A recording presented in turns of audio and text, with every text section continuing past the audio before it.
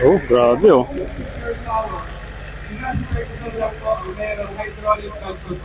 Hmm. Ito pala yun, pinapalitan na hydraulic. Hindi natin makikita ang magagamit sa Ito, 50 horsepower ito mga saksi. Ayan na.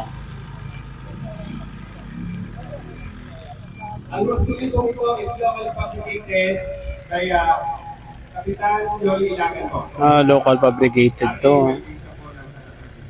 Ah, okay. RE welding Pwede shop. po, pwede po po.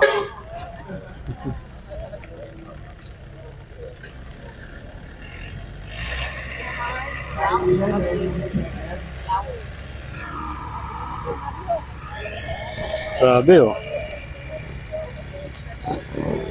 Ay, isa ka lang tasang tulong tayo. So, Yun.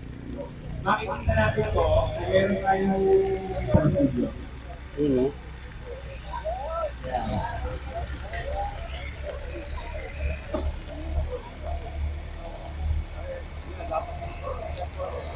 Grabe, ang lakas ng makina oh. Kayang-kaya niya.